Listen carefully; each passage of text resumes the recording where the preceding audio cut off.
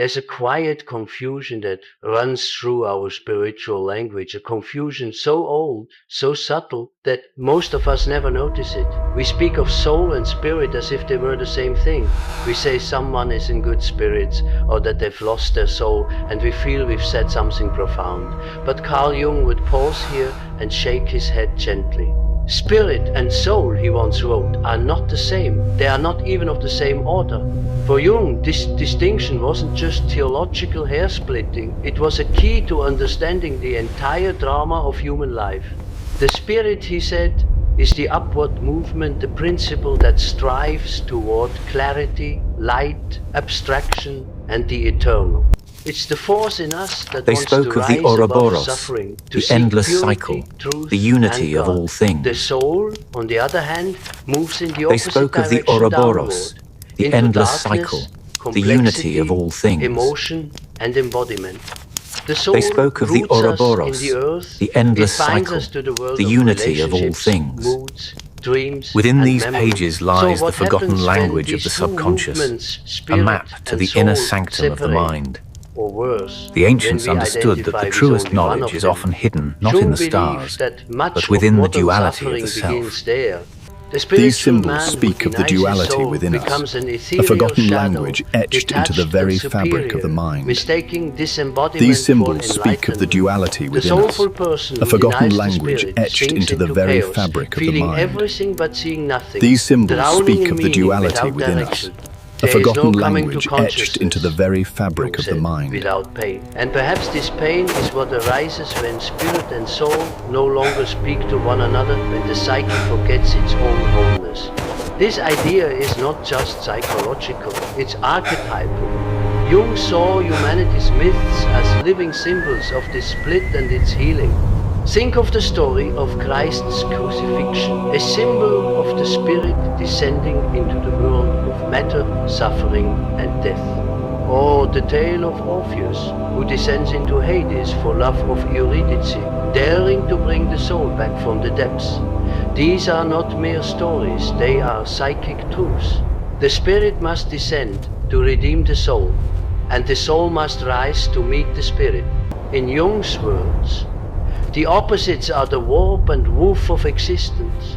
The greater the tension between them, The roots more delve deep, abundant the life. searching for the very And yet, essence of the earth, in today's a world, timeless this connection to the tension has soil from sinned. which we all rise. Our culture The worships roots delve ascent, deep, positivity, searching for the very transcendence, essence of the vibrations, earth, and a manifestation. timeless connection to the We want to soil from which rise, we to all grow, rise.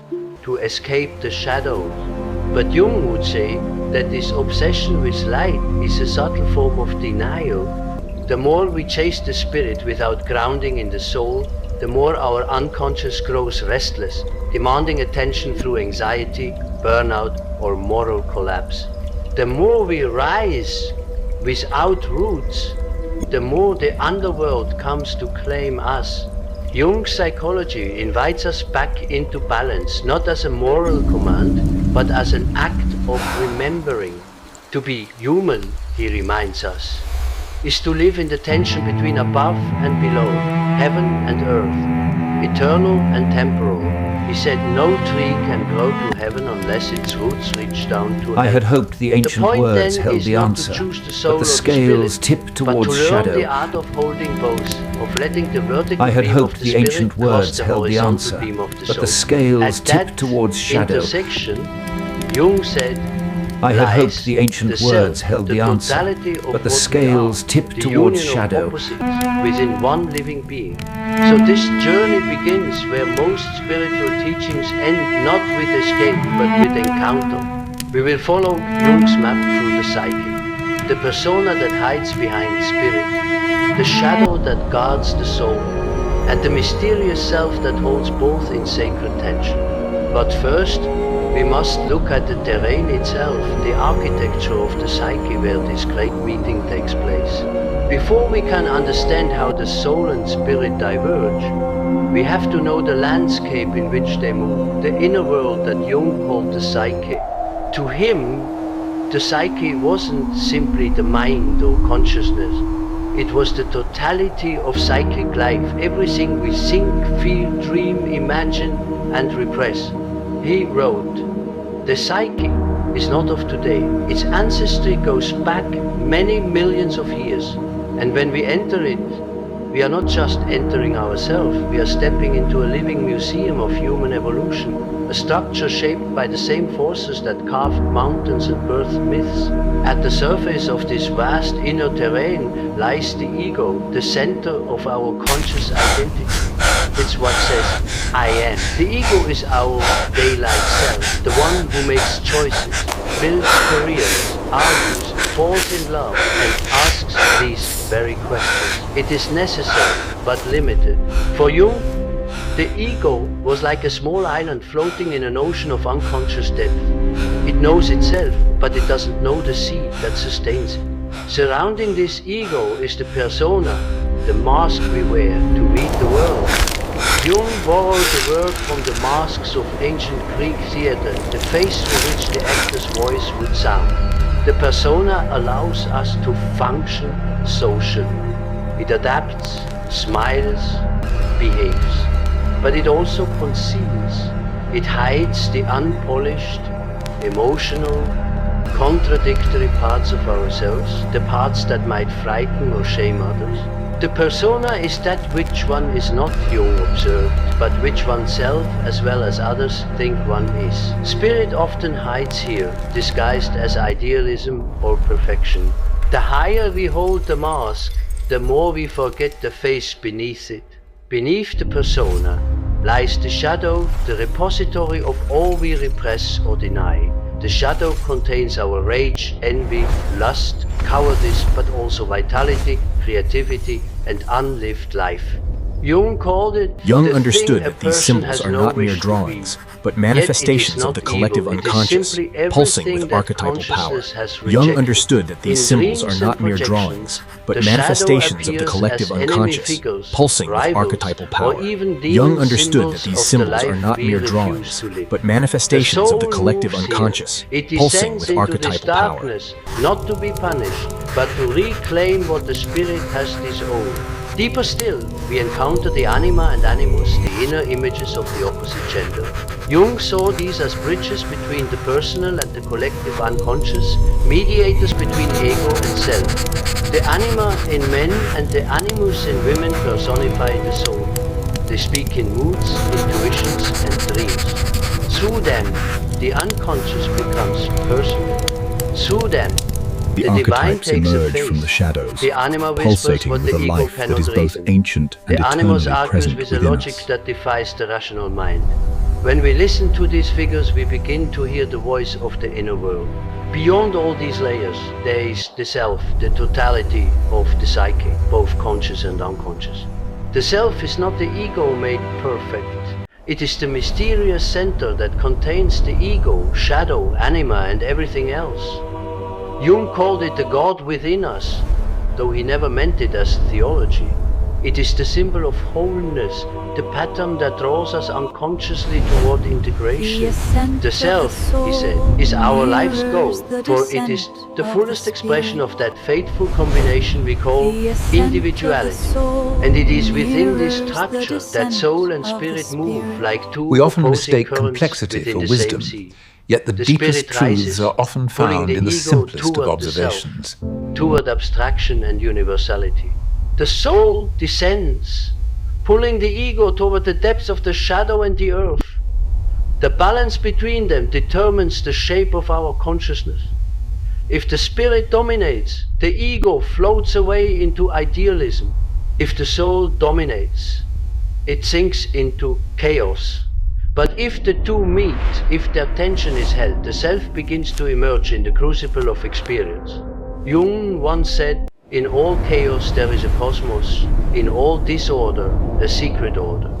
The psyche is that secret order, and the task of life is to learn its laws not by domination, but by dialogue. Spirit and soul are not enemies. They are partners in an ancient conversation within us, one seeking ascent, the other depth. The ego, that small island, survives only by listening to both winds, the heavenly breeze and the subterranean tide. In this framework, we begin to see where the drama unfolds. The next step is to meet the first character in this psychological play, the persona, and its dangerous alliance with the spirit. To understand how spirit can deceive us, Jung urged us first to look at the persona, the mask through which we present ourselves to the world. The persona is not a lie, exactly. It's more like a uniform. We wear it to belong, to function, to be understood. The teacher, the healer, the professional, the parent, all these are personae. They make social life possible. But Jung warned that every mask, once worn too long, begins to adhere to the skin. The danger, he wrote, is that people become identical with their personas. The professor with his text, the tenor with his voice. Now, when the spirit merges with this persona, something curious happens. The spirit, the part of us that yearns upward toward light and meaning, begins to animate the mask instead of the person. The result is what Jung called spiritual inflation. The ego identifying with divine ideas. Instead of being inspired by spirit, we start possessing it, or rather, it possesses us. We start to believe that our ideals are our essence, that being good, pure, or enlightened is who we truly are. This is where the persona becomes a heavenly disguise. It floats above the raw, difficult life of the soul. We project light outward, but within something starves.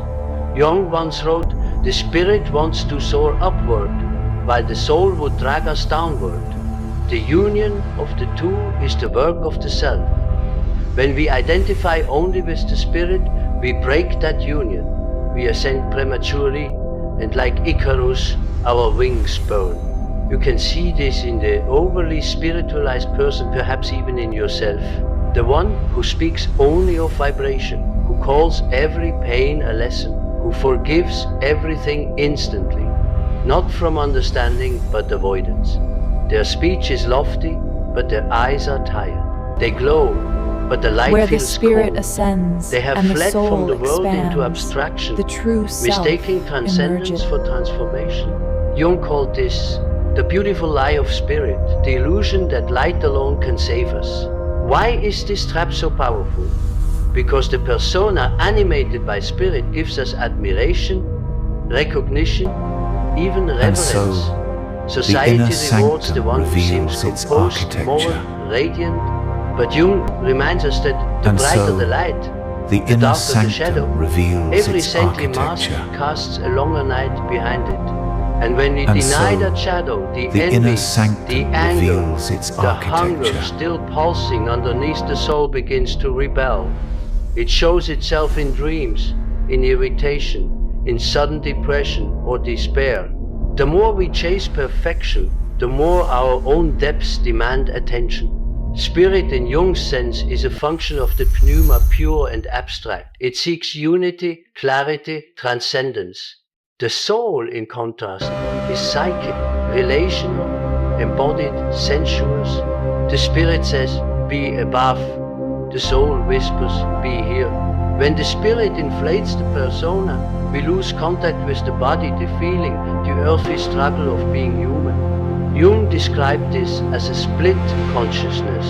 One part of us preaching ideals, the other quietly rotting beneath them. But Jung did not condemn the spirit. He simply warned that it must not lead alone. The spirit is a daimon, he wrote, and if not balanced by soul, it destroys. The task is not to reject the spirit's purity, but to ground it, to let the light illuminate the darkness rather than deny it. This is the beginning of what he called individuation, the process of becoming whole. The persona, when freed from inflation, becomes transparent, no longer a mask, but a vessel through which authentic light can shine. To get there, however, we must first descend. We must leave behind the idealized image of who we think we are and enter the strange, living territory of the soul. The descent always feels like failure at first, but Jung reminds us that what is inferior today will be superior tomorrow. So we move downward now from the shining heights of the persona and spirit into the murky waters of emotion, instinct, and forgotten truth. There, the soul waits among the shadows, carrying everything the light refused to see. When we strip away the persona, when the light of the spirit falters and the mask begins to crack, we enter the region Jung called the shadow, and this is where the soul begins to speak. The soul, unlike the spirit, does not soar. It descends. It draws us downward into the depths of what we have ignored, feared, or exiled from consciousness. Jung once said, "One does not become enlightened by imagining figures of light, but by making the darkness conscious." The soul's work begins exactly there in the darkness. While the spirit seeks transcendence, the soul seeks incarnation. It wants to feel, to suffer, to remember. It drags our ideals down into the mud of experience and says, "Live this too." The shadow is not a villain. It is a container of everything the ego refused to claim. Within it lies rage, lust, envy, greed, but also courage, imagination, and vitality. Every repressed instinct becomes part of the shadow's mask. Jung called it the thing we do not wish to be. And yet, paradoxically, it is also the soil from which wholeness grows. The gold, he said, is in the dark. When the soul draws us into the shadow, it feels like collapse, a loss of clarity, energy, control. The spiritual persona we once wore disintegrates. We may feel hypocritical, impure, even monstrous. But this is the necessary suffering of descent. It is the stripping away of spiritual inflation, the loss of the illusion that we can be only light. Jung likened it to alchemy's nigredo, the blackening phase, where the material must decay before transformation begins. He wrote, "In the dark night of the soul, images of horror crowd the mind, but it is precisely here that the soul is born." This descent is not moral punishment, it's a law of psychic gravity. The spirit, in its ascent, collects ideals. The soul, in its descent, collects experience.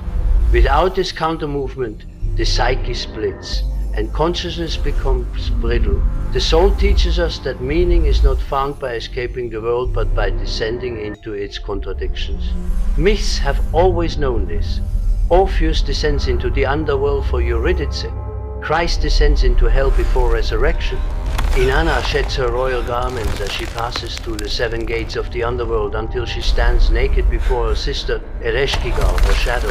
Each of these stories tells the same truth. Only through descent can life be renewed. Jung said, "The way to wholeness is made of fateful detours and wrong turnings." In our lives, the descent often appears as depression, grief, heartbreak, loss of faith, or moral failure. We call it crisis, but the soul calls it homecoming. These are the moments when our carefully built personas collapse and something older and more authentic begins to breathe through the cracks. The task is not to escape but to stay, to allow the darkness to speak. Jung believed dreams were one of the soul's main languages. Through symbols, animals, and ancient motifs, the unconscious begins to reveal what the ego cannot see.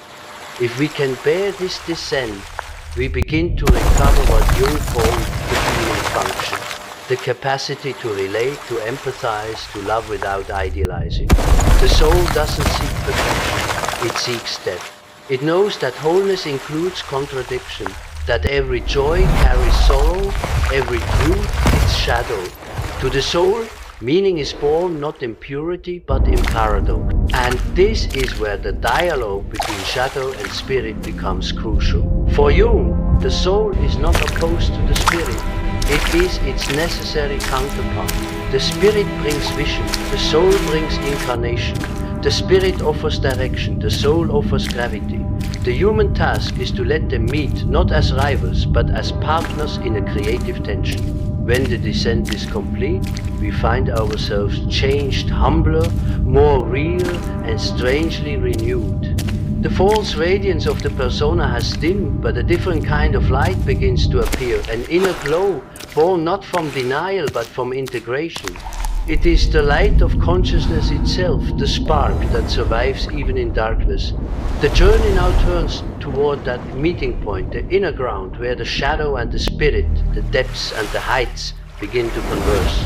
Jung called this dialogue conscience, not as moral law, but as the inner voice of wholeness struggling to emerge through conflict. It is here that we feel the heat of transformation most intensely.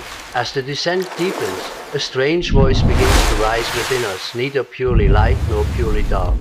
Jung called this the voice of conscience, though not in the moralistic sense we usually imagine. This conscience is not a list of commandments.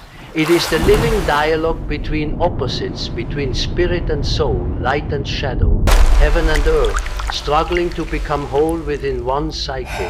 When the spirit first meets the shadow, conflict erupts. The spirit insists on clarity, purity, perfection. It speaks in the language of ideals. Be better, ascend, overcome. The shadow, on the other hand, speaks in the dialect of emotion. Feel me, admit me, love me. Between them stands the ego trembling, uncertain which voice to obey. This is the birthplace of conscience, not a rule book, but a fire that forces awareness. Jung wrote, "The conflict of duty and desire, of good and evil, is the crucible in which the self is formed." This inner fire is painful because both voices are right and both are wrong when taken alone. The spirit without the soul becomes sterile and inhuman. The soul without the spirit becomes chaotic and blind. The conscience keeps them in tension, refusing to let us settle for either extreme. Jung called this state enantiodromia, the running together of opposites, where every overemphasis invites its counterforce. He warned, the greater the one-sidedness, the more violent the return. So when the spiritual person falls, when the pious man sins, when the disciplined thinker suddenly erupts in passion or despair, this is not failure. It is the psyche correcting itself. It is the soul demanding recognition. The conscience, though it burns, is a healing flame. It compels us to see both sides at once, to live in paradox rather than illusion. This inner dialogue often feels like guilt. But guilt, Jung said, is not always a disease. Sometimes it is a summons. There is no coming to consciousness without moral conflict, he wrote. The sense of guilt is the voice of the self calling us toward greater completeness. The task is not to silence that guilt, but to understand what it is trying to reconcile. When spirit and soul confront each other honestly, something extraordinary happens. A new kind of consciousness emerges. One that is capable of compassion without sentimentality, wisdom without superiority. The ego, once rigidly moral or wildly emotional, begins to soften into awareness. It realizes that both ascent and descent are necessary. Jung described this as the birth of the third, the mysterious new attitude that arises when opposites are truly held rather than repressed. You can feel this transformation in small, almost invisible moments. When you stop moralizing your pain and start listening to what it wants to teach you. When you forgive without forgetting. When you can say, yes, I am capable of darkness, and that too is me. The conscience matures into discernment, not judgment, but the ability to stand in the middle of life's contradictions without fleeing to either extreme. For Jung, this balance was not achieved through doctrine, but through suffering. He wrote, "Only a life lived in accordance with the demands of the unconscious brings fulfillment. The conscience is how those demands are heard as tension, restlessness, sometimes agony. But through that friction, the self begins to form. The opposites, once hostile, start to mirror each other. Spirit begins to respect the wisdom of limitation. Soul begins to recognize the beauty of clarity. Together, they generate light that belongs to both. In this inner fire, the ego is refined. It ceases to be the judge and becomes the mediator. No longer inflated by spirit or swallowed by soul, it begins to serve the wholeness that contains them both. This, Jung said, is the meaning of ethical development, not the perfection of virtue, but the capacity to endure paradox consciously. As the conscience does its work, the psyche reorganizes itself. The ego, once torn, starts to integrate the opposing currents. It realizes it is not the totality of the self, but the bridge through which the opposites can meet. The human being, once divided, begins to experience unity, not as peace, but as participation in the dynamic rhythm of life itself. And so we move now to the bridge itself, the ego, the mediator between worlds. It is fragile, necessary, and always at risk of collapse. Yet, in Jung's vision, it is also sacred. The ego is the vessel through which the infinite becomes personal, through which the self learns to live in time. The human ego, so often condemned, so often misunderstood, is for Jung not the enemy of the spirit or the soul, but their bridge. It is the fragile thread of consciousness that connects the infinite opposites within us. Without the ego there is no awareness, without awareness there is no transformation. Jung wrote, "The ego stands between the conscious and the unconscious. It is the child of both and the servant of the self.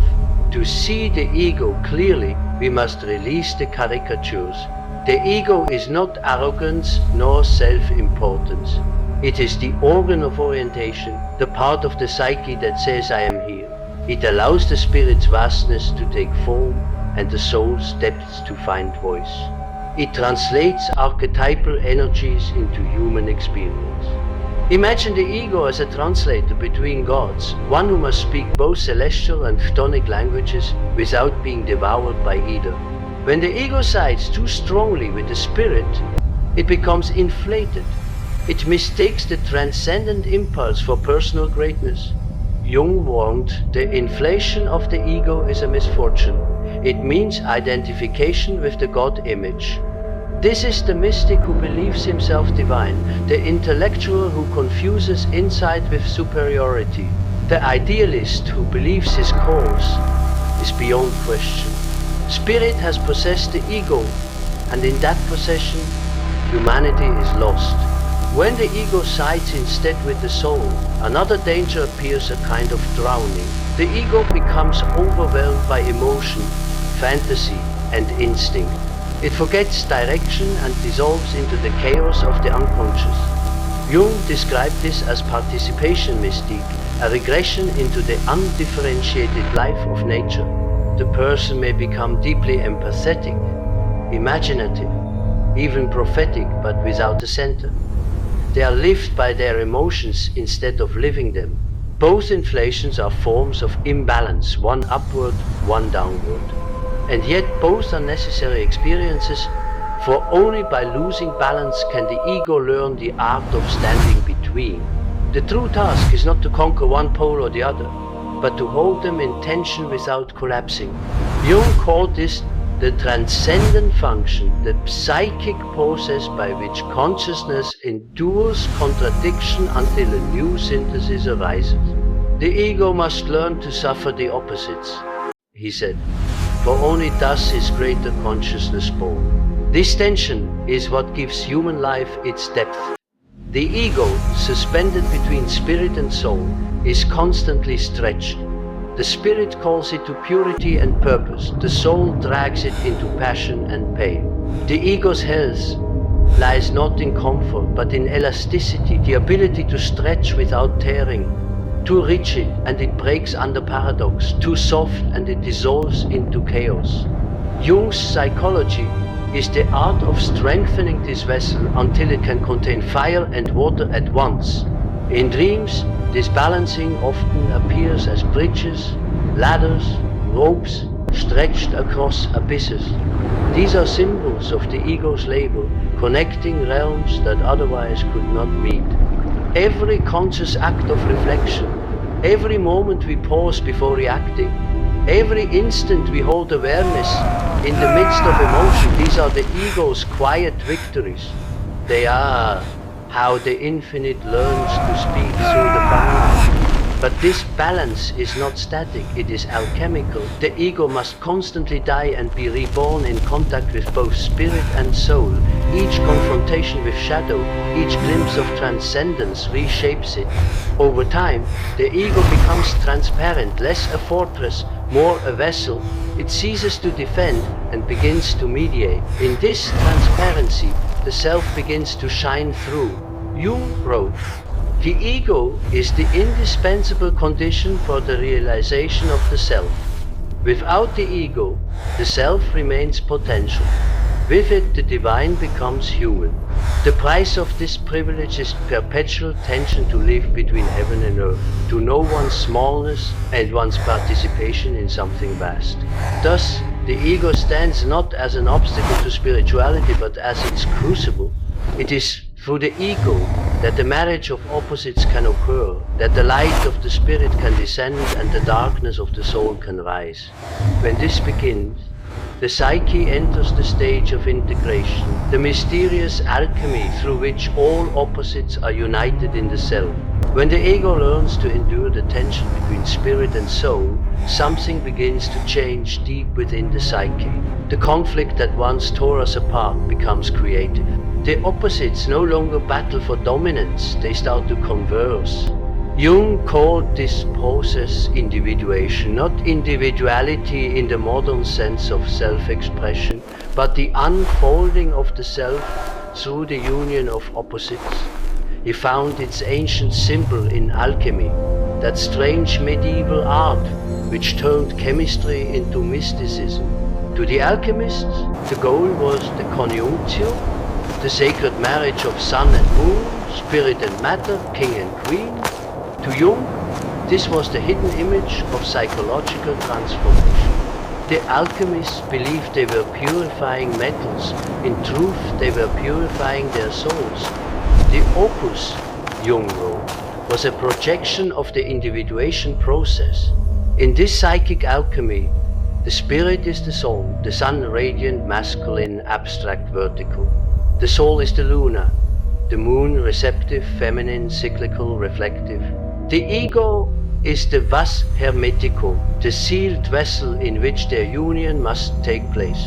Through friction, through suffering, through the slow heating of awareness, the opposites melt into one another. Their union produces something new. The self, the incorruptible gold of wholeness. But Jung insisted, this gold is not perfection, it is integrity, the state in which every part of the psyche has a place. The saint and the sinner, the angel and the animal, all are reconciled within one living system. To become whole, he said, means to accept one's own darkness. Integration is not the elimination of conflict, but its containment. The self does not abolish paradox, it lives through it. In this state, spirit and soul cease to be enemies. The spirit, which once sought transcendence, now finds holiness in incarnation. The soul, which once sought intensity, now discovers peace in meaning. The opposites have learned to serve one another. The spirit gives the soul vision, the soul gives the spirit body.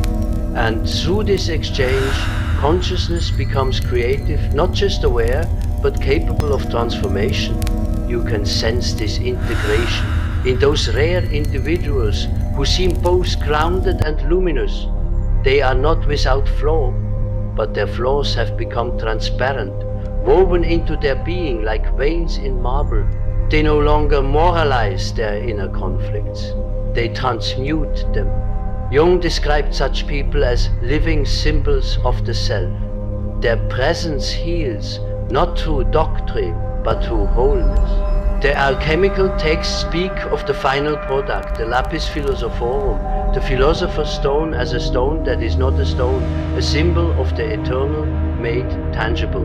Jung saw this as the image of the self made conscious within the human. It is the paradox of divinity and humanity meeting in one vessel. The self, he wrote, is both the center and the circumference of the psyche. It embraces both consciousness and the unconscious. It is the totality of being. Integration then is not an escape from life, but a new way of living it. The person who has united spirit and soul does not hover above the world. They enter it more deeply. Their spirituality is embodied, their emotion illumined. They see through the illusions of both light and dark. Joy does not make them naive, and suffering does not make them bitter. They are not beyond humanity, they are fully human. And yet, Jung cautioned, this state is never final. The self is not a static achievement, but a living relationship. The opposites will separate and reunite again, endlessly. Consciousness is not a conclusion, but a rhythm. The alchemical fire never goes out. It sustains life. Integration is a continual dying and being reborn, the dance between expansion and contraction, ascent and descent. To live this process consciously is to participate in the mystery of creation itself. It is to recognize that every tension, every heartbreak, every paradox is part of the larger work, the magnum opus of the soul. Jung said, the privilege of a lifetime is to become who you truly are. This becoming is not the spirit's flight, nor the soul's fall, but the union of both in the heart of being. At this point, something quietly miraculous happens. The psyche becomes transparent to itself. We no longer look for God outside or meaning in abstraction. The transcendent becomes immanent. The eternal is experienced within time. Jung called this the realization of the self, and it is the closest psychology can come to describing enlightenment. But how do we live this realization day by day? How do we practice the union of opposites not as an idea, but as a way of being? For that, Jung gives us not theory, but a test, a way of discerning whether spirit and soul are truly reconciled in our lives. After all the symbols, the alchemy, the descent and ascent, Jung would quietly remind us, the experience of the self is always a defeat for the ego. It is not something we achieve once and display like a spiritual trophy. It is something we must live moment by moment in the friction between opposites. The test of this integration is not how enlightened we feel it is, how honestly we meet the contradictions of daily life. The first test is awareness of projection. The unintegrated psyche throws its darkness onto others. What we despise most in others is often what we refuse to see in ourselves. Jung wrote, everything that irritates us about others can lead us to an understanding of ourselves. The spirit prefers to externalize evil to keep its purity intact, but the soul demands Get out of my recognition. sight. That I don't want shadow to see you is around yours. here again. Each time we catch ourselves judging, resenting, Get out of my idealizing, sight. or I don't want to see you despising, around here again. we are being shown our own rejected quality. The work is to withdraw that projection, not to erase it, but to bring it home. The second test is feeling without identification. The soul will pull us into emotion, sometimes violently. Rage, envy, grief, desire, all these are energies that seek integration. The task is not to suppress them, that would be spirit's domination, nor to drown in them, that would be soul's possession. It is to feel consciously, as Jung called it, holding the tension of the opposites. To say, I feel rage and I will not act it out. I feel grief and I will not drown. To stand in the storm and observe it from the still point within. The third test is authentic action, the translation of inner realization into outer life. Jung often warned that insight alone changes nothing. You do not become good by talking about goodness. You must practice it. Integration must incarnate as conduct, how we speak, how we love, how we set boundaries, how we respond to suffering. The spirit's clarity must enter the soul's world of relationships, work, and daily choices. It is easy to meditate on compassion. It is harder to practice it with the person who triggers your shadow. But that is precisely where the work happens. The fourth test is enduring uncertainty. The integrated person no longer clings to rigid answers. Jung's psychology is not about certainties. It is about wholeness, and wholeness includes ambiguity.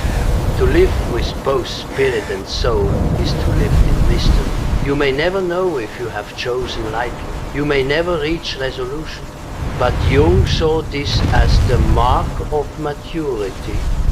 To endure the tension of opposites without loss of consciousness is the essence of the heroic deed. The self is not the fixed identity, but the continual balancing act between order and chaos, knowing and not knowing. The fifth test is attention to dreams, the psyche's nightly mirror. When we ignore the soul during the day, it speaks in symbols at night. Jung treated dreams not as puzzles to decode, but as letters from the unconscious, invitations to dialogue. A recurrent flood might show where emotion is rising. A wounded animal where instinct is neglected. A shining figure where the spirit calls for expression. Living Excuse me, can I help you with those bags? They look heavy. Oh, thank you so much, young man. That is very kind not of with you. superstition, but with reverence. Excuse me, And ma'am. finally, Those bags look the heavy. May I deepest help you with them? Oh, relationship. thank you so Jung much. wrote, That would be wonderful. The meeting of two personalities is Excuse like me, the ma'am. Those look contact heavy. of two chemical substances. May I help you with them? Oh, If there thank is you any kindly, reaction, son. That would be a both great are help. transformed. Integration is not achieved Excuse in me, isolation, ma'am. Those look but heavy. in encounter. May I Every help you with them? relationship, Oh, thank you lover, kindly, son. That friend, would be a great rival, help. Child is a Let me mirror help you with those. reflecting the interplay. Are you of heading this spirit way? and Oh, soul. yes. Thank you The kindly. soul anchors us in empathy and vulnerability. My The position spirit on this is reminds firm. us It of has to be. individuality and truth. But To that doesn't love mean I don't care consciously about is what you're to going allow through. both. To feel deeply My position on this without is firm. losing It has to oneself. be. To speak truth without But that doesn't mean I don't cruelty. care about what you're If we going can through. live these tests, not My position on perfectly, this is firm. but It has to be. sincerely, we begin to sense But that doesn't a mean I quiet don't care about equilibrium. what you're going through. The spiritual inflation I dissolves. hear what you're saying, The and I shadow empathize. softens. However, We do not for become things to saints, improve, but we this become boundary real. must be respected. Life regains I hear your texture, pain, truly. depth, But the and boundary is sacredness. firm. We find We that must find joy another no way to longer help them depends without on compromising escape, the safe zone. and pain no I hear your longer pain, feels truly. meaningless. The But the boundary opposites is firm. coexist in us, We must and find another through way to that help them without coexistence, compromising a the safe deeper zone. harmony emerges. We have to set At boundaries this here. stage, Jung said, It's the one only no way we longer can move feels past alone, this suffering. For the inner companion has appeared. The self, once distant, becomes a felt presence, not as a doctrine, but as an inner companion that whispers through intuition and symbol. To live the split consciously is to live in dialogue with that companion. It does not make life easier, but it makes it meaningful. And so, having lived the tension, integrated the opposites, and tested this wholeness in the world, we arrive at the final vision, the image that gathers all others, the cross of human consciousness, where the vertical beam of spirit and the horizontal beam of soul meet.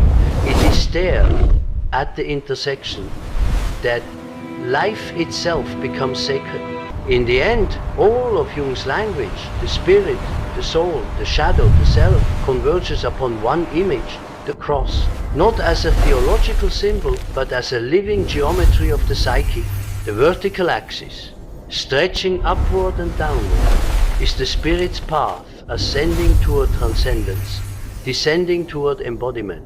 The horizontal axis, stretching outward, is the soul's path, reaching into relationship, into the world, into the fabric of human life.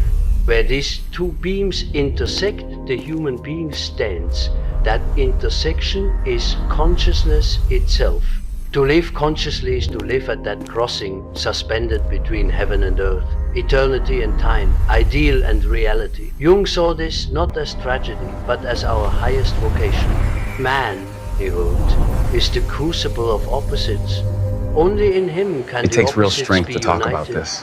The self, I just don't that know what to do. mysterious totality we have been tracing We'll figure it all out along, together. is born precisely in takes this real tension. strength to talk about We are this. not meant to escape I just don't the know what to cross, do. but to inhabit We'll it figure it with out together. awareness The I know it Spirit feels heavy right now. lifts us up, But you don't have to carry this by yourself. Clarity and the infinite. I'm right here with you, The brother. soul roots us downward I understand how toward difficult this feeling, is, matter, but you don't and have to carry this mortality. burden alone. The one without the other becomes I'm right here with you. distortion. The spirit I understand how alone becomes difficult sterile that must have been. abstraction. The soul alone You know becomes I'm here blind for you, instinct. no matter but what. when they meet, life becomes radiant with depth. I understand the how world difficult is that no must have longer been. divided into sacred know I'm and here for you, profane. no matter Everything what. becomes charged with both. As Jung said, I understand the how divine difficult wants to that must have become been. whole in man. You This know I'm here for you, intersection no is matter where what. compassion is born, not from moral instruction, but from understanding that every being lives this same tension. To see the other is to see another cross, another intersection of light and darkness, struggling toward wholeness. When we know this, judgment softens. The lines between good and evil blur into something more human, the constant negotiation of opposites inside us all.